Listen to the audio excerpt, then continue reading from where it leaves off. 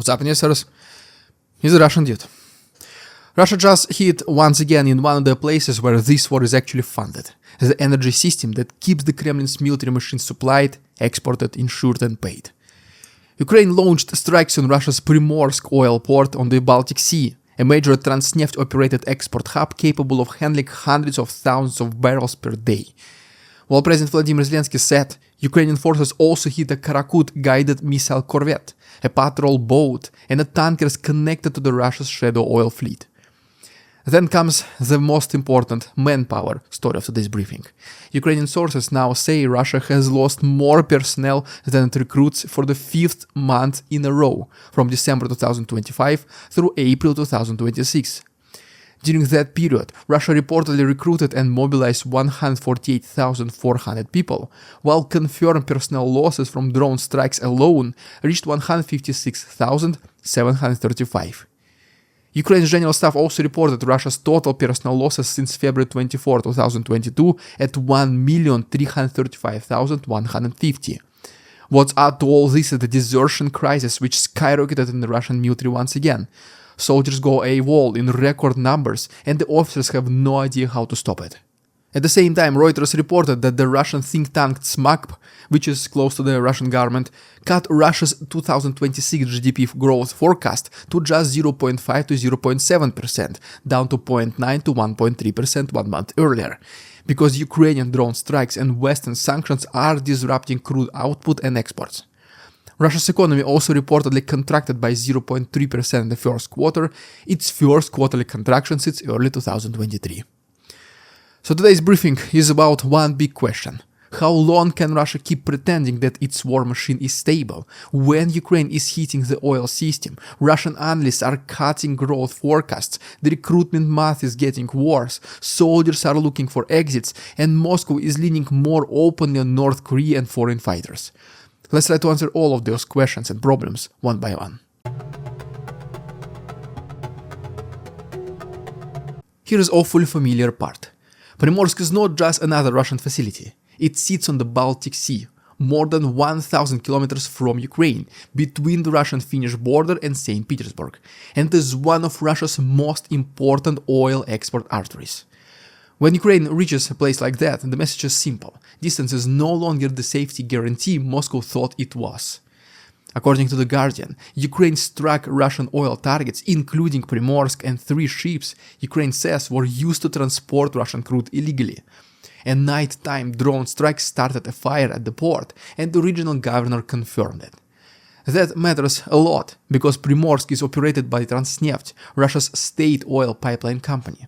This is part of the system that turns Russian crude into export revenue, and export revenue into budget money, and then finally budget money into the ability to keep this war running almost indefinitely. Zelenskyy said Ukrainian forces also hit a Karakurt guided missile corvette, a patrol boat, and a tanker belonging to Russia's shadow oil fleet. He also said one more Russian carrier of caliber missiles was out of action. That links 2 Russian systems into one operation: oil exports and naval strike capability. And the shadow fleet detail is crucial here. Russia's shadow fleet is one of Moscow's main tools for moving crude around Western sanctions, price caps, insurance restrictions, and shipping pressure. So when Ukraine targets ships connected to that system, it is not just damaging metal. It is challenging the workaround model Russia built after sanctions tightened.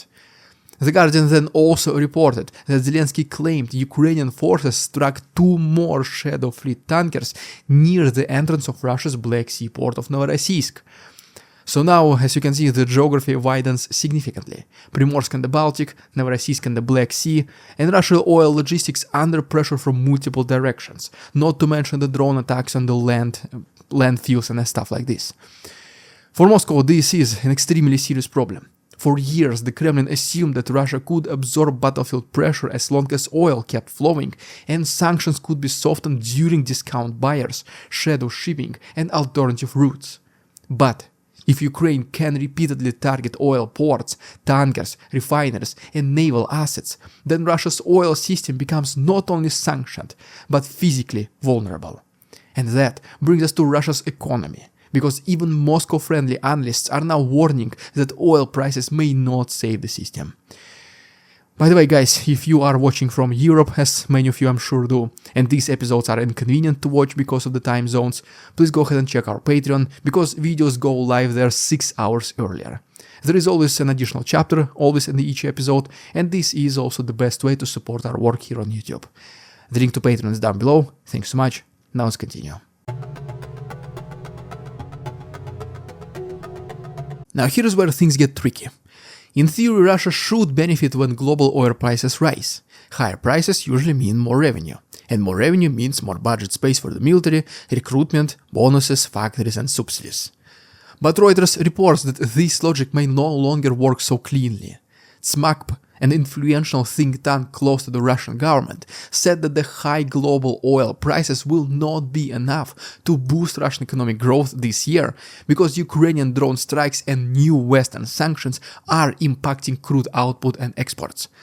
TsMAKP cut its 2026 GDP growth forecast to between 0.5 and 0.7%, down to 0.9 to 1.3% just 1 month earlier. The Russian government's official forecast still stood at 1.3%, but officials had already admitted that this number was way too optimistic and would most likely be revised downward. Reuters also reported that Russia's economy contracted by 0.3% in the first quarter, its first quarterly contraction since early 2023. The key point is that TsMAKP revised downward its forecast for Russian oil and petroleum product exports from 2026 all the way through 2029, expecting exports to fall compared to 2025. The analysts directly pointed to risk from new attacks on port infrastructure and oil refineries. So the Primorsk strike and the GDP forecast are not separate stories. One is physical strike, the other is the economic consequence. This is why Putin's problem is getting much more complicated. If prices are high but export volumes fall, if shipping and insurance becomes harder, if refineries and ports require repair, and if sanctions block equipment and financing, then oil stops being such a simple advantage and becomes a vulnerable dependency. And this connects directly to recruitment and desertion crisis. Russia's contract system depends on money. Regional bonuses, sign-on payments, salaries, debt relief and family benefits.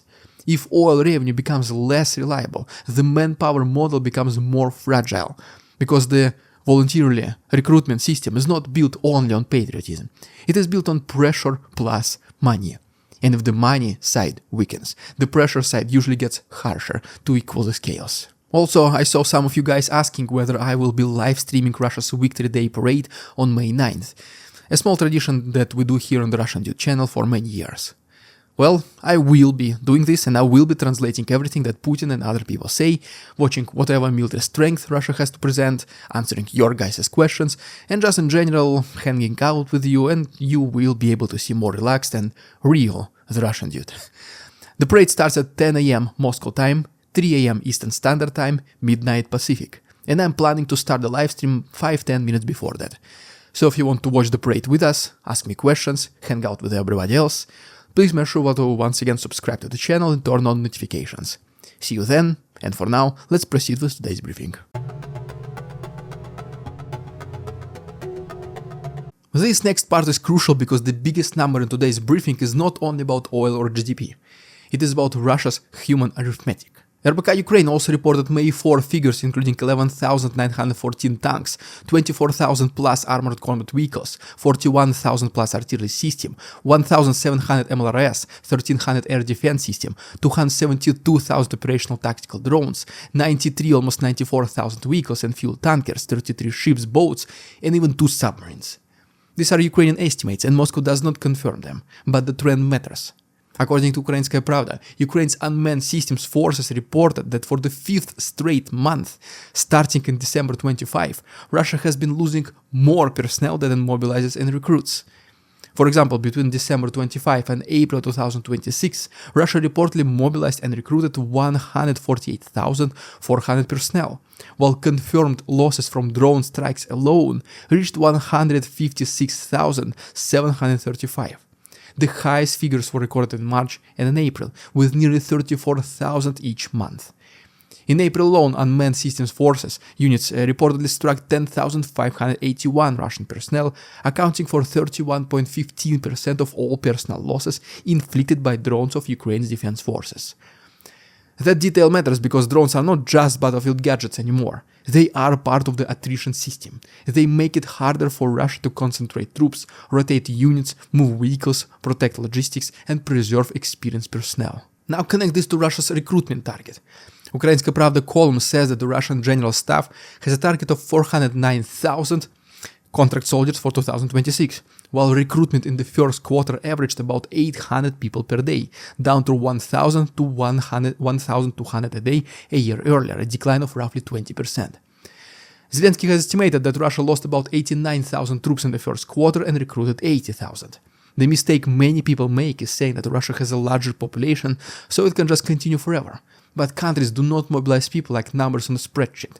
They mobilize real people through money, fear, paperwork, employers, universities, courts, regional budgets, and even family pressure. And that is where the Kremlin's recruitment system gets much darker. Because once traditional methods exhaust themselves, the system gets awfully creative. Let's talk about it in more details now in the next chapter. Here's one thing not too many people tell you. Russia's mobilization system in 2026 is not about only military officers calling people up. It is increasingly about turning civilian institutions into recruitment machinery. Universities, businesses, migration centers, occupied territories, housing offices, employers, even local administrations are all becoming pressure points. Ukrainska Pravda's analysis says that the Kremlin learned in 2022 that open, even so-called partial mobilization comes with a political cost. Panic, thousands of cars at Verkhnyi Lars trying to escape Russia, raids in courtyards, and men just trying to, in general, leave Russia. Since then, Moscow has tried to keep manpower flowing through quieter methods. The student pressure, for example, is one of the biggest details. According to the same analysis, Russia's Minister of Science and Higher Education, Valery Falkov, reportedly told heads of major universities at a private meeting in early 2026 that at least 2% of their students should sign contracts with the Defense Ministry. That could mean about 44,000 university students or up to 76,000 if further education colleges are included. Radio Liberty reported uncovered documents from Moscow's Higher School of Economics showing that students falling behind academically were offered contracts with the Defense Ministry as an alternative to expulsion. Meduza then reported that Moscow universities cut deadlines for missed assignments to 2 weeks. Fail, and students can face a choice: expulsion and then mandatory military service, nevertheless, or signing the contract with the unmanned system forces for just 1 year under very special conditions. But here's the catch. The 1 year promise is obviously misleading, because under Putin's decree number 647 signed on September 21, 2022, contracts are automatically extended until the end of the so-called partial mobilization. So the offer looks temporary, but the trap can become indefinite. Bauman State Technical University in Moscow is, for example, one such example. Its military training center openly invites students to join the unmanned systems forces, but private parent chats reportedly describe students facing expulsion for a single failed course and then being encouraged at the enlistment office on Yablachkova Street to sign a drone contract instead of doing a mandatory military service. This is not a patriotic recruitment wave. This is a pressure system disguised as opportunity. And once you understand that, the next story makes sense, because some people inside the system itself are already looking for the exit, which literally exploded desertion cases among Russian soldiers. Now here is where the official image and the real stories move in opposite directions. On television, Russia presents the war as discipline, patriotism, flags, medals and confident generals. But Al Jazeera's report tells a different story through the case of Oleg, a 24-year-old from Ufa, who said he thought he was signing up for a security guard job at the Zaporizhia nuclear power plant with a salary of 200,000 rubles, or about $2,600 per month. But instead, he said, he signed documents in a hurry in a conscription office and resigned 200 kilometers southeast of Moscow, and later discovered that there was some kind of appendix which made him pretty much effectively a drone pilot. Oleg said the contract was handed to him at 11 p.m. and he signed without properly understanding it. He later fled Russia and was reportedly held by Idite Lesom, a group that has assisted at least 3,000 Russian men escape mobilization. Mediazona reported last June that almost 21,000 Russian servicemen had been convicted for refusing to serve. A United Nations special rapporteur said in September that at least 50,000 Russian soldiers, about 1 in 10 Russian servicemen fighting in Ukraine, had deserted since 2022. 10% desertion rate is absolutely huge. And these are only confirmed cases. How many more were nullified, jailed, accounted as missing, or simply never found? Russia does not release official deserter data, but the existence of these networks tells us something important. The Russian military pipeline is not simply filled with willing patriots. It includes men pushed by financial need, legal vulnerability, administrative pressure, deception, and limited options. Ivan Chevelyaev, for example, a spokesperson for Idite Lesom, told Al Jazeera that Russia's mobilization effort keeps mutating. And that phrase describes the whole system. First prisoners, then contract volunteers, then regional bonuses, then migrants, then students, then debtors, then business quotas, then people promised civilian work. Al Jazeera also reported that 60% of deserters helped by Idite Lesom remain inside Russia, living off the grid, while others try to leave the country.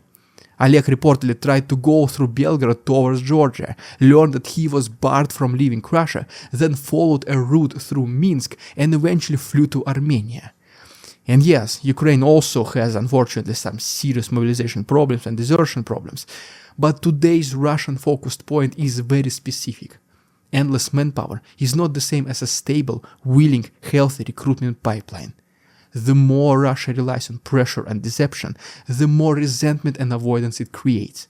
And this brings us to the foreign fighter layer, because Russia's manpower system is no longer only Russian. Now here's a little twist.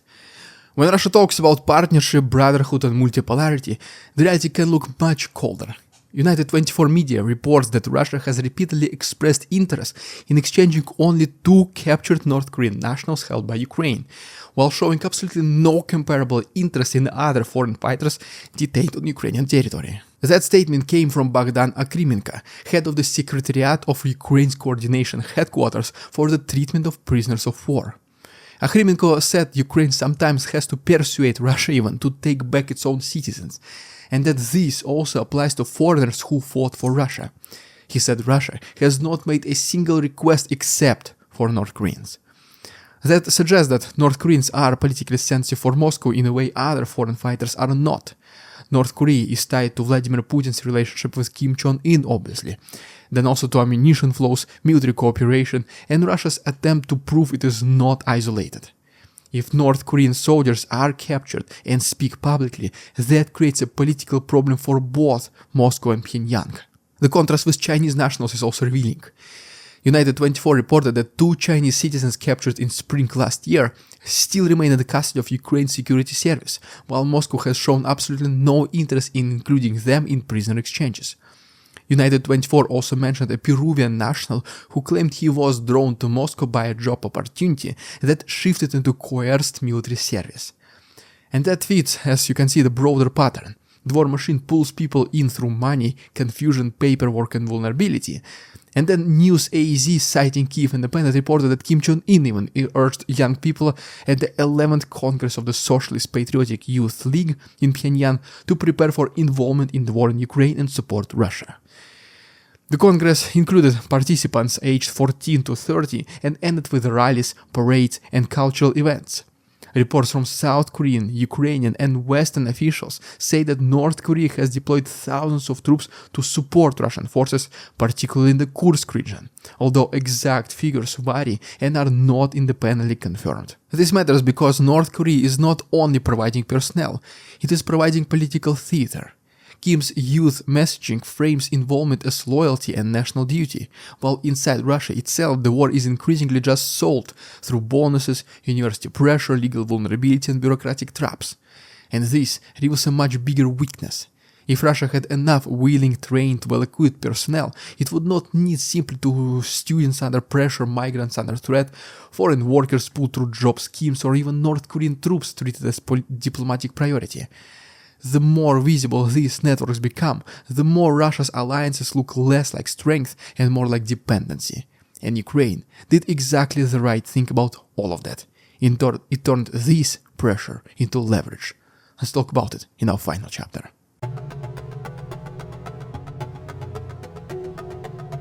At this point you might be wondering why this matters beyond the battlefield.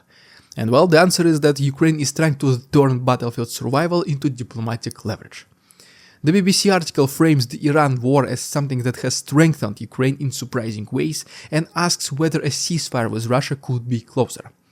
The basic idea is that when global attention shifts to the Middle East, Ukraine risks being pushed off the front page, but it also has something other valuable to offer, which is real battlefield experience in drones, air defense adaptation, electronic warfare, and long-range strike innovation. We can already see this in Zelenskyy's offer to strengthen Ukraine's partnership with Finland by signing a drone deal and sharing technology and combat expertise developed during the war itself. And Finland obviously was not just selected as a random partner. The reason for this being, among any other, is that it shares a long border with Russia, it recently joined NATO, and has strong reasons to study how Ukraine has adapted to this Russian pressure. The Guardian also noted that Britain is set to enter talks to join the European Union's loan scheme for Ukraine.